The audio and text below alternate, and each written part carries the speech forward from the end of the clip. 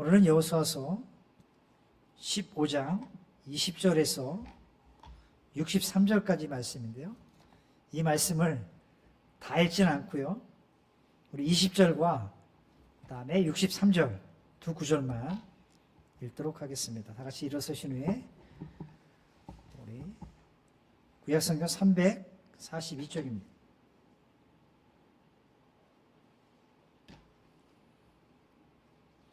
여호수아 15장 우리 20절부터 63절까지 내용이긴 하지만 우리 20절과 63절 제가 20절 읽고 63절을 같이 읽도록 하겠습니다.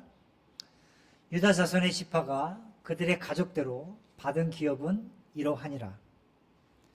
예루살렘 주민 여부스 족속을 유다 자손이 쫓아내지 못하였으므로 여부스 족속이 오늘까지 유다 자손과 함께 예루살렘에 거주하니라. 아멘. 아버지 하나님 감사합니다. 이 오후 시간도 주께서 함께 해주시고 우리 예배를 통해서 주님의 영광이 드러나게 하시고 이스라엘 백성들이 하나님이 약속한 그 가나안 땅에 들어가 땅을 분배받고 그곳에 있는 민족들을 무찌름에 있어서 그들이 아직도 완성하지 못한 그들의 미안의 승리들을 바라보면서 우리가 우리 속에 있는 여부스 족속과 같은 아직도 해결하지 못한 그러한 제약들을 물리치게 하시고 주님의 뜻 안에 온전히 거할 수 있는 우리 모두가 되게 인도하시기 원합니다.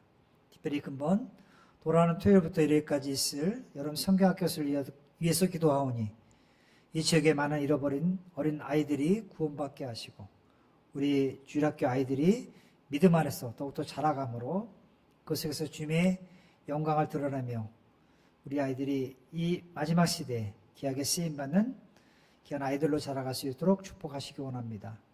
필요한 물질들도 주께서 넉넉히 채워주시고 우리 아이들이 믿음 안에서 하나님의 말씀을 더 깊이 알아가는 귀한 시간들로 역사하여 주시옵소서.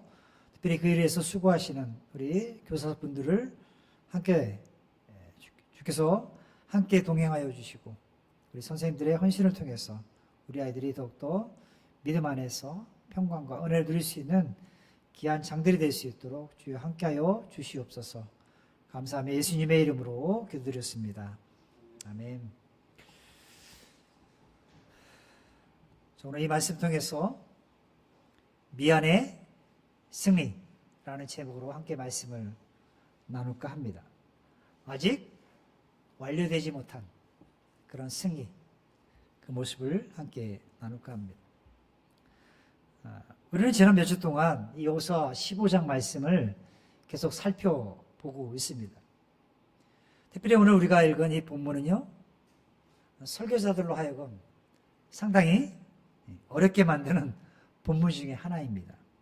왜냐하면 우리가 읽지는 않았지만 21절부터 마지막 63절까지 이어지는 내용들을 보면 한글로 읽기가 낯설고 어려운 수많은 가나안 성읍들이 열거되어 있습니다. 꼬리에 꼬리를 물고 이 성읍들이 열거되어 있기 때문에 다 읽지를 우리가 못했습니다. 여러분 눈으로 한번 보세요. 21절부터 여기 62절까지 이어지는 이 지역들 한 곳이라도 아는 지역이 있습니까? 네? 대충 읽기에도 벅찬 이 지명들의 나열 속에서 간 우리는 어떻게 이 성경을 읽으면서 도대체 이 성경을 보면서 어떤 하나님의 음성을 들어야 할까?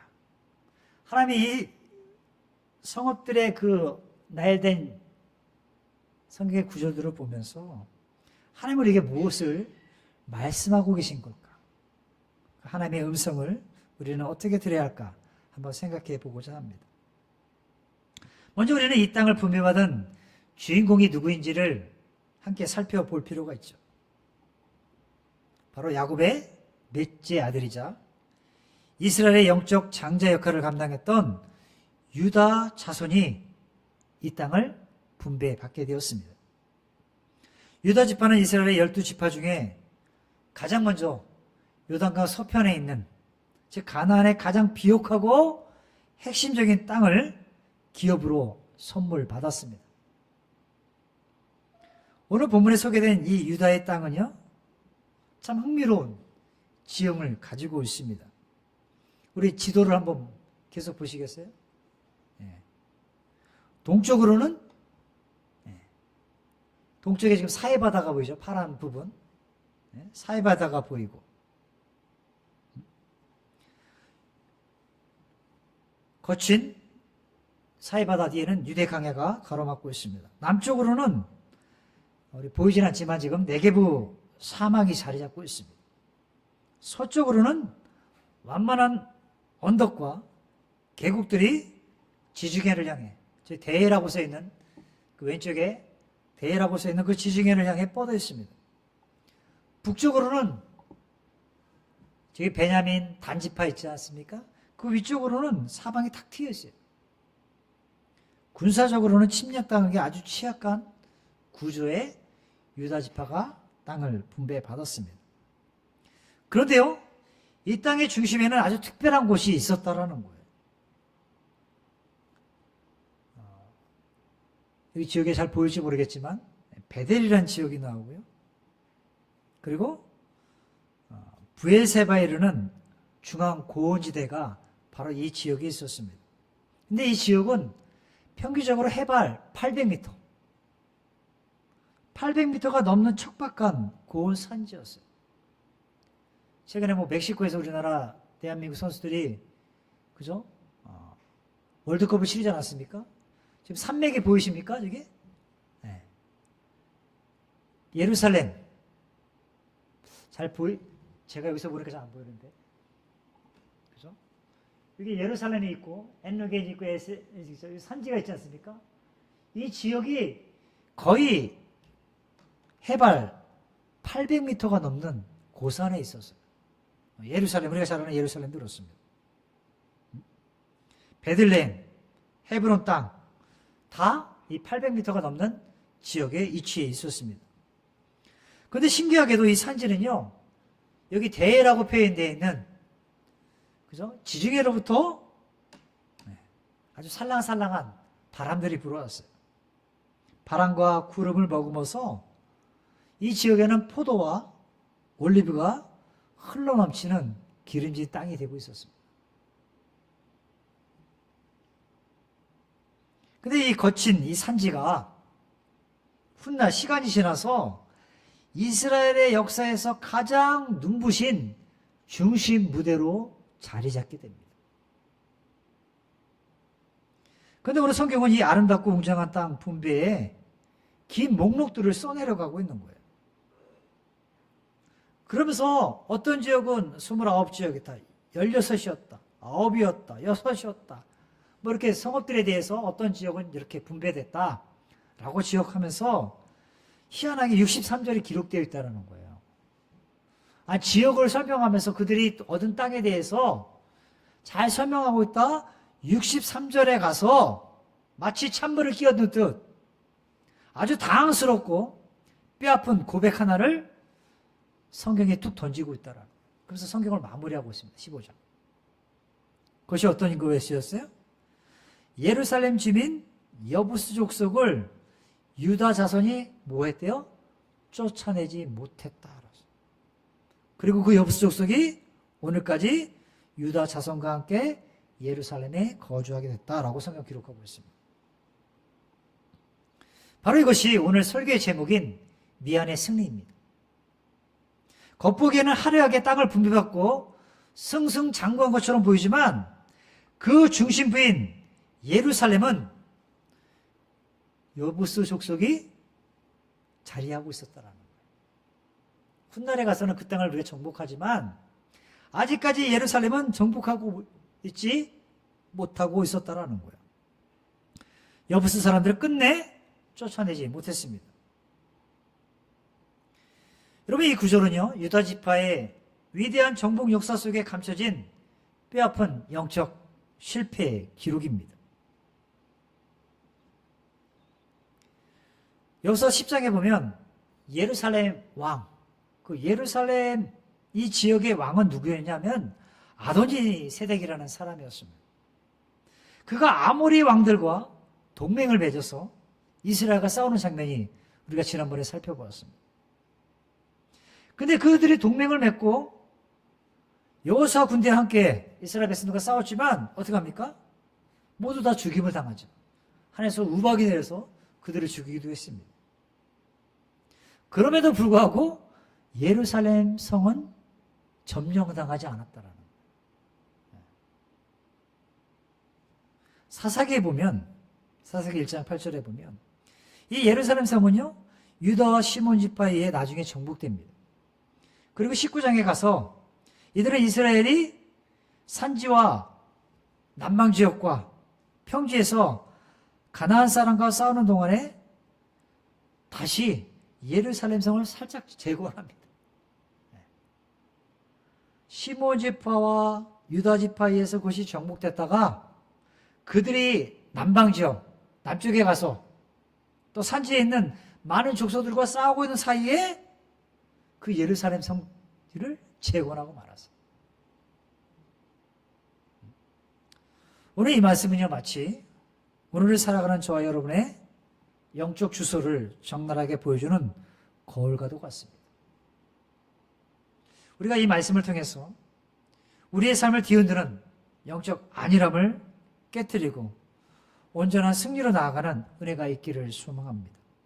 왜냐하면 우리 속에 있는 영적인 이 여부수 족속과 같은 거짓되고 부패한 것들이 매주 주일날 와서 예배하면서 기도하면서 쫓아낸 듯 살지만 막상 일상에서 돌아가서는 아직도 내 속에 처리되지 못한 육신적인 모습들, 깨어지지 못한 영적인 거짓된 자아들이 살아 역사하고 있지 않습니까? 계속 우리가 이것을 몰아내지 않으면 계속 살아 움직인다는 거예요.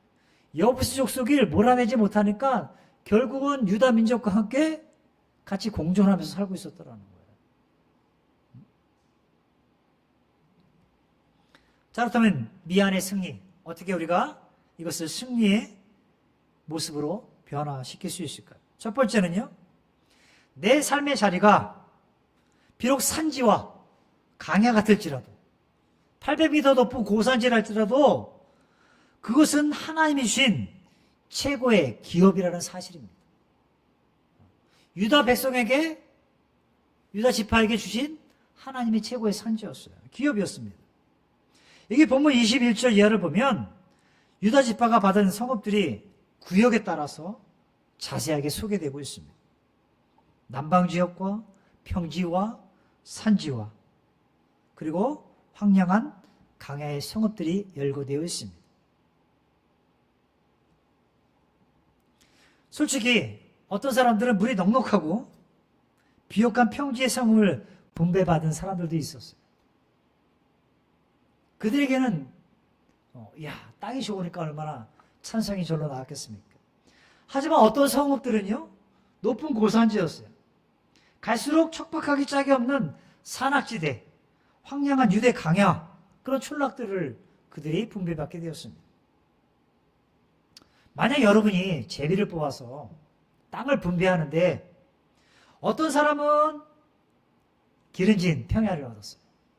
근데 어떤 사람은 돌짝밭만 가득한 강야 한복판을 그런 촌락을 분배받았어요. 기름진 땅을 얻은 사람은 괜찮겠죠.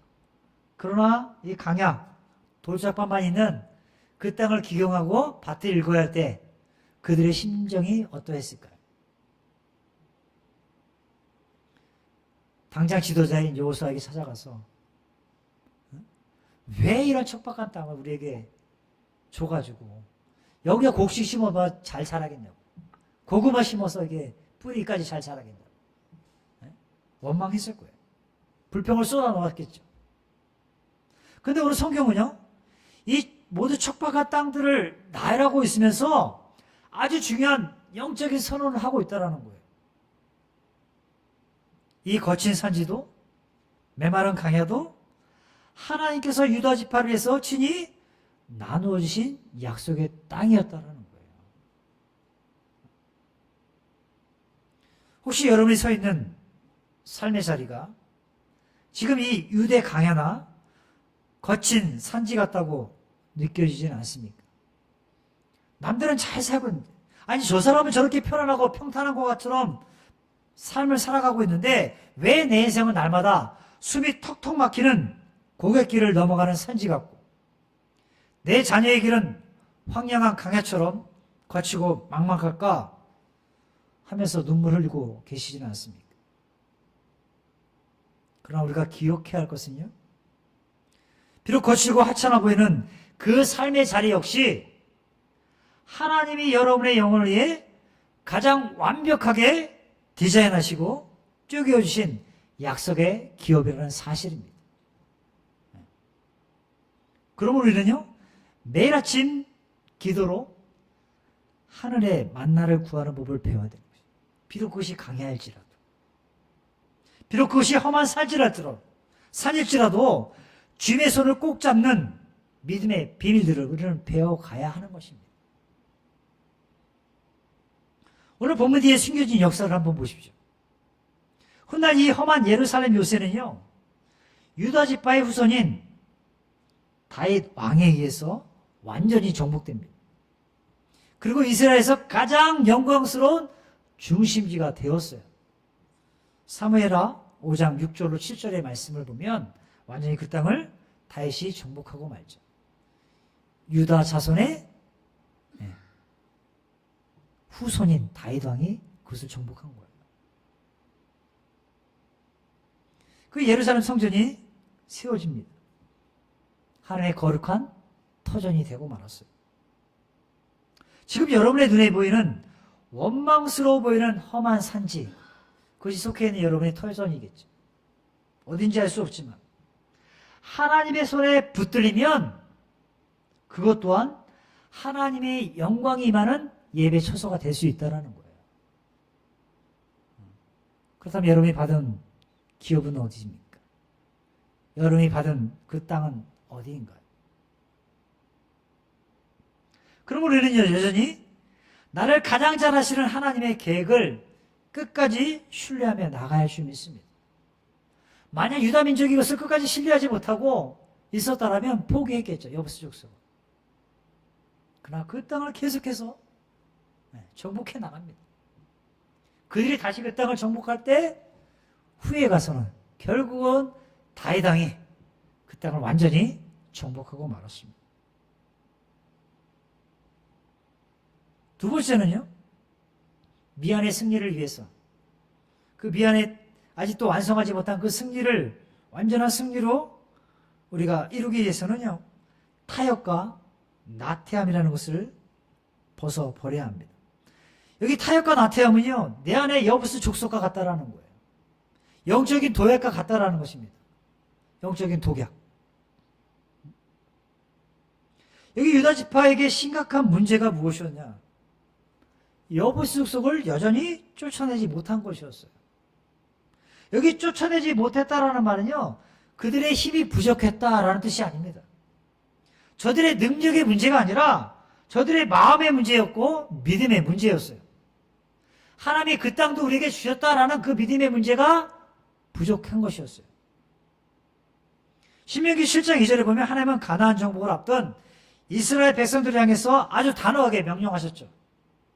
그들과 어떤 언약도 하지 말 것이고 그들을 불쌍히 여기지도 말라라고 말씀하셨습니다. 하나님은 가나안의 모든 우상 숭배와 죄악의 뿌리를 완전히 진멸하라고 명령하셨죠. 그래서 그들을 불쌍히 여기지도 말라, 타협하지도 말라, 적당히 남겨두지 말라라고 명령하셨어요. 왜냐하면 저들을 그냥 남겨두면 어떻게 할까요? 그들이 믿었던 우상 숭배를 그들이 받아들이게 될 것이고 결국 그들에 의해서 이스라엘 백성도 영적인 올무에 걸려 넘어질 수 있기 때문에 그것을 너무나도 잘 아셨기 때문에 하나님이 타협하지 말고 적당히 남겨두지 말고 완전히 멸하라 라고 명하셨던 것이죠. 근데 유다 지파가 어떻게 합니까? 예루살렘 성을 보니까 워낙 높은 산지에 있었어요. 800m까지 올라가려고 하니까 이게 쉽지가 않은 거야. 한 200~300m 높이만 돼도 뛰어 올라가겠는데 800m? 이 고산까지 올라가기가 쉽지 않았어요. 더구나 이 산지는 험악 바위산으로 이루어졌습니다. 난공불락의 요새였어요. 저기를 치려면 우리에게도 큰 피해가 따를 텐데 하는 생각들이 지배받고 있었습니다. 그래서 생각하기를 아니 이미 얻은 땅도 많은데 굳이 저기 꼭대기 난공불락의 산지까지 올라가서 우리가 저 땅을 정복할 필요가 있어? 이런 생각들이 들었겠죠. 적당히 이 땅에서 그저 살면서 우리가 평화를 누리면 되지. 슬그머니 영적인 무장을 해제해버리고 말았습니다. 바로 이것이 저들의 나태함이었고 적당한 타협이었다라는 거예요. 쫓아내지 못한 것이 아니라 대가를 지불하기 싫어서 쫓아내지 않은 것입니다. 못한 것이 아니라 아는 것이에요. 적당히 타협하고 안주하랬던 이 나태한 마음가짐이 하나님의 명백한 명령을 정면으로 위반하는 불순종을 낳았다는 것입니다. 그 결과 어떻게 됐습니까? 사사기 19장을 보면요. 쫓겨나지 않은 여부스 족속은요. 힘을 길러서 예루살렘 성을 다시 재건합니다. 다시 재건해요. 그리고 이스라엘 역사가 흘러가는 내내 그들을 괴롭힙니다. 그리고 그들을 우상숭배의 길로 끌어 들어갑니다. 두고두고 영적인 학은이 되고 말았어요. 쫓아내지 못한 결과. 자, 그렇다면 오늘날 우리 성도들, 여러분의 영적 전선은 완전하냐는 거예요. 여러분의 심령과 가정 속에 아직도 쫓아내지 않고 적당히 타협하면서 남겨둔 여부스 족속은 없냐 하는 것입니다. 이거 하나쯤은 괜찮겠지.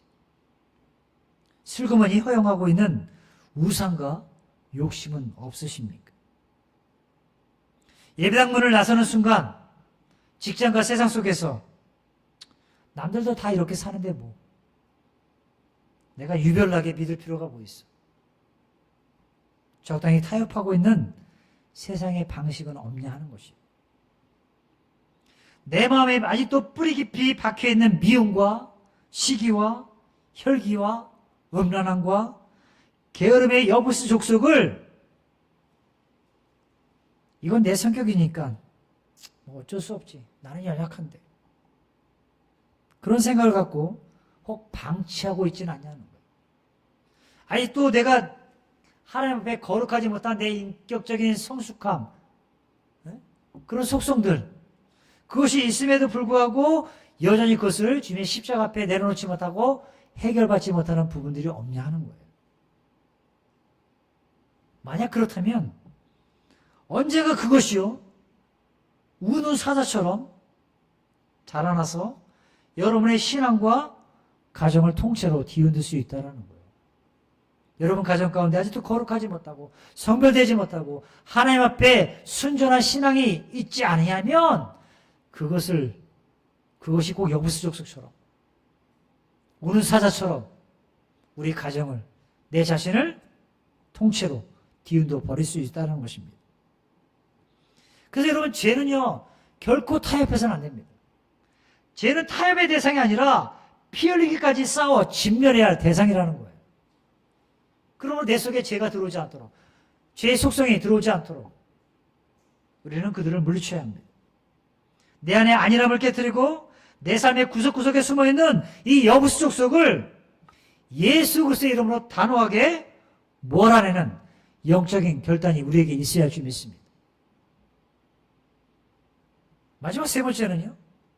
이 미안의 승리를 온전한 승리로 바꾸기 위해 우리는 날마다 하나님이 바로 앞에 보고 계신 것처럼 라틴어는 이 코람데오라는 단어 썼어요. 코람데오. 로마의 당시에 통용어가 라틴어인데 코람데오라는 거예요. 하나님 바로 앞에. 하나님 앞에라는 뜻이죠. 그런 믿음으로 살아간다. 내가 날마다 살아가면서 지금 하나님이 내 앞에 서 계시면서 나를 보고 계시구나. 그런 믿음으로 살아야 한다는 거예요. 여기 유다 지파가 남겨둔 이 미안의 승리는요. 결국 이스라엘에게 오랜 고통을 안겨주었습니다. 그러나 하나님은요, 이 실패의 역사를 그냥 내버려 두지 않으셨습니다. 유다 지파가 남겨둔 이 미안의 승리는 수백 년이 흐른 뒤에 하나님의 말씀이라면 목숨을 걸고 순종했던 다윗 왕에 의해서 완전히 정복된 것입니다. 다윗은 이 난공불락의 여부스 요새를 단숨에 빼앗고 나서 그곳 이름을 바꿔놨어요. 그것이 바로 다윗성이었어요. 다윗성. 그리고 그곳에 하나님의 법궤를 모십니다. 그리고 이스라엘의 영적인 중심이 되었어요. 자, 그렇다면 어떻게 다윗이 이 수백 년 동안 그 여부스 족속을 몰아내지 못한 그 땅을 어떻게 해낼 수 있었냐는 거예요. 어떻게 그것을 해결할 수 있었냐는 거예요. 다윗의 군사력이 막강했습니까? 군사력 때문이었을까요? 그것은 아닙니다. 다윗에게는요, 그동안 유다 지파가 잃어버렸던 한 가지가 있었어요. 그것이 뭐냐? 하나님 면전에서 행하는 믿음이 있었다는 거예요. 이 코람데오의 신앙이 그에게 있었기 때문이었어요. 다윗은 눈앞의 환경이나 난공불락의 요색을 결코 바라보지 않았습니다. 오직 살아 역사하시는 하나님만을 경외했습니다. 그리고 그분의 말씀에 온전히 그는 순종하기를 갈망했습니다. 사랑하는 성도 여러분, 우리의 믿음의 싸움도 마찬가지입니다. 내 힘, 내 결단력으로만은 우리의 삶의 고질적인 죄의 습관들을, 아니 무거운 문제들을 결코 이길 수가 없습니다. 마음은 언이로되 육신은 약하도다라는 고백만 나올 뿐입니다. 우리는 수없이 매주 주일날 교회에 나와서 결단하고 새롭게 그 삶, 하나님이 주신 말씀대로 살고자 결단하지만 늘 작심삼일로 무너지는 미안의 승리만을 반복할 뿐입니다. 자, 그렇다면 어떻게 해야 할까요? 어떻게 해야 할까요? 그것은 우리의 눈을 들어 만군의 여호와 하나님만을 바라봐야 합니다. 예배당 안에서만 거룩한 척하는 종교적 위선을 벗어버려야 합니다.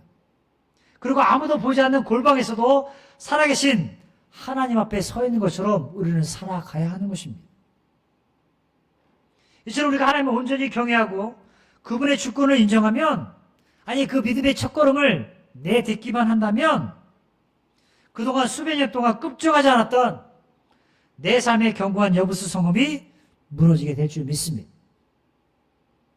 미안의 승리가 하나님의 놀라운 온전한 승리로 바꾸게 될 줄 믿습니다.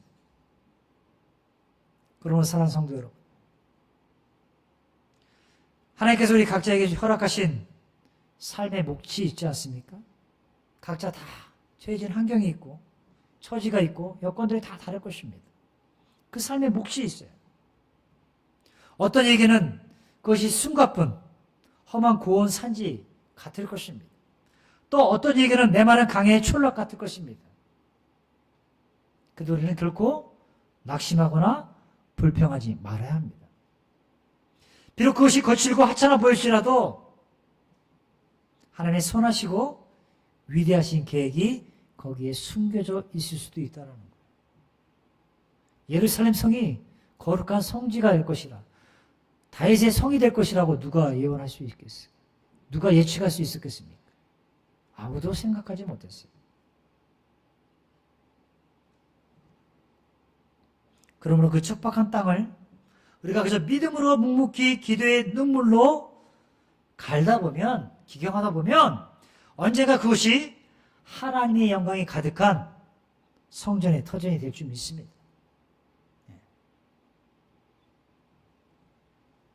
그러니 아직도 내 마음 한구석에 숨겨둔 죄의 버릇, 불순종의 모습들, 이 정도면 괜찮겠지 하고 적당히 눈 감아주며 타협했던 것들을 벗어버리시기 바랍니다. 죄에 대해서는 단호하게, 하나님의 말씀에 대해서는 철저하게 순종하는 강인한 믿음을 회복할 수 있기를 온전히 바랍니다.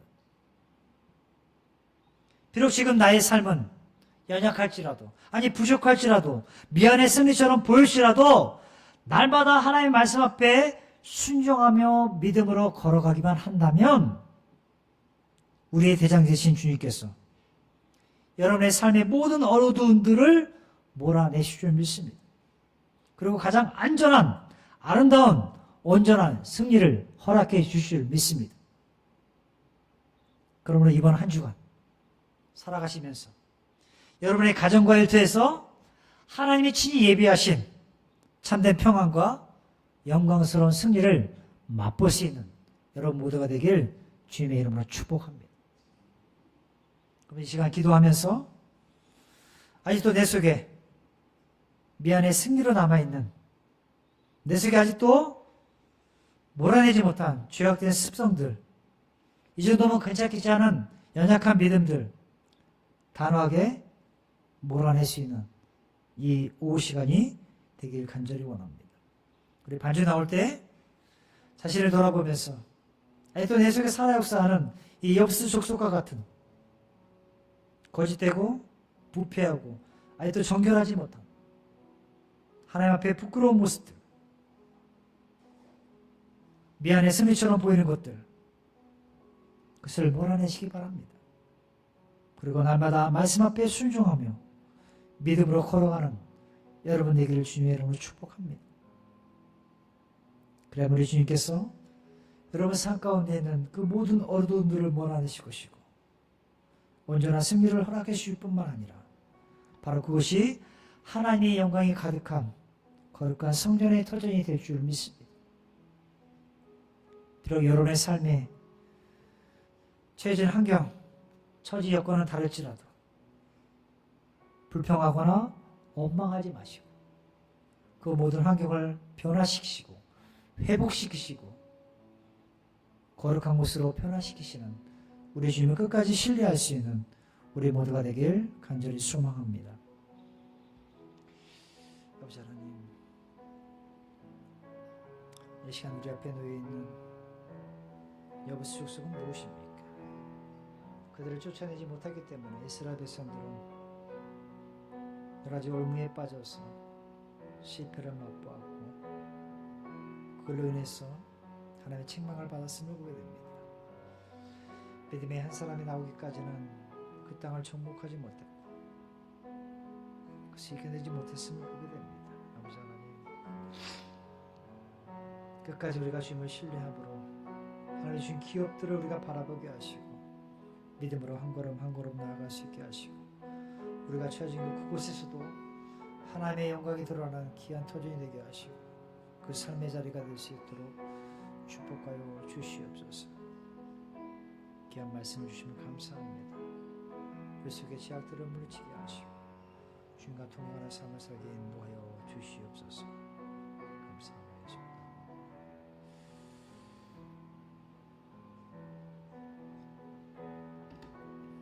이 시간 기도하기 원합니다.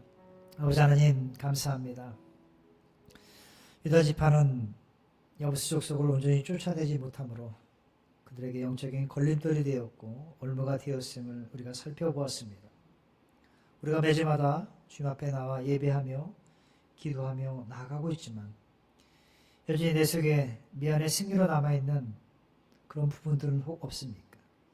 아직도 내 속에 불평과 원망과 아직도 거짓이 죄악된 습성들이 자리 잡고 있다라면 이 시간 주님 앞에 회개하고 돌이키기 원합니다. 아버지 하나님, 우리의 연약한 모습들을 주께서 붙들어 주시고 다시 그 엽스 족속을 훗날에 몰아내었듯 우리가 당당하게 믿음으로 살아감으로 말미암아 우리 속에 부정적이고 부패하고 연약한 모습들이 사라져갈 수 있도록 늘 말씀 앞에 붙어있는 주님을 끝까지 신뢰하는 그 믿음을 가질 수 있도록 우리에게 믿음 주시고 이 미안의 승리가 완전한 승리로 변화될 때까지 끝까지 주님을 붙들고 십자가만을 의지하며 주님과 동행하는 삶을 통해서 훗날에 승리의 개가를 부를 수 있는 우리 모두가 될 수 있도록 주의 은혜를 부어 주시옵소서. 이번 한 주간 우리 성도들 나가서 또 생활합니다. 하나님께서 늘 동행하여 주시고 3세기의 어려움을 만날 때마다 피할 길을 여시고 우리의 각 가정들마다 주님 앞에 간절히 기도하는 그 기도 제목들을 주께서 응답하여 주시고 어려움 당할 때 하나님께서 때마다 일마다 채우시는 은혜들을 경험할 수 있는 한 주간의 삶이 될 수 있도록 주님 도와주시기 원합니다. 이제 예배를 마치고 돌아가는 우리 성도들 그 발걸음을 축복하시고 주님 때문에 기뻐하고 감사할 수 있는 한 주간의 삶이 될 수 있도록 주여 인도하여 주시옵소서. 감사드리며 이 모든 말씀 예수님의 이름으로 기도드렸습니다. 아멘.